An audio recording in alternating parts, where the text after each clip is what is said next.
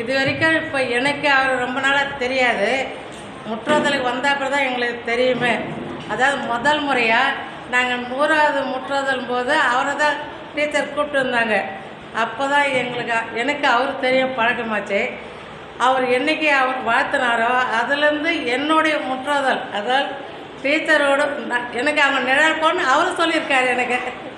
அதனால் இப்போ இது வரைக்கும் வளர்ந்து தான் போயின்னு இருக்குது. இன்றைக்கு வரைக்கும் நாங்கள் அவர் இறந்ததாக நாங்கள் நினைக்கவே இல்லை. இப்போ பாருங்கள், நாங்கள் லாஸ்ட்டாக அவர் இறந்த அன்றைக்கி காலையில் நாங்கள் மடத்தில் முற்றோதல் பண்ணின்னு இருக்கோம். அந்த பண்ணின்னு இருக்கும்போது இதே கௌரி அம்மா இதே மாதிரி அந்த செல்லை வச்சு ஃபஸ்ட்லேருந்து அந்த இது மட்டும், அதாவது சிவபுராணம் மட்டும் அவர் கேட்டாராம், நீங்கள் மொத்தத்தையுமே காமிங்கன்ட்டு. அதனால் அவரை அந்த அம்மா அன்றைக்கி அதை எடுத்து மொத்தத்தையுமே அவங்க காமிச்சிருந்தாங்க. காமிச்சிட்டு நம்ம சாமி உட்காந்துருக்காரு.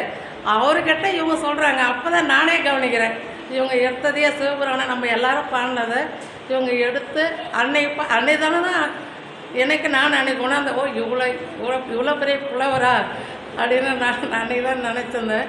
அப்புறமா எங்கள் முற்றோதல் முடிவு அடைஞ்ச பிறகு தான் அவர் எங்களை வாழ்த்துன்னு இருக்கார் சாமி.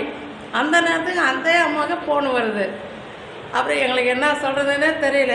பரவாயில்ல, நம்மளுடைய முற்றோதலுடைய சிவபுராணம் கேட்டாவது அன்றைக்கி தெரிஞ்சிருக்காரு அப்படின்னு சொல்லிட்டு நாங்கள் ரொம்ப இது பண்ணோம்.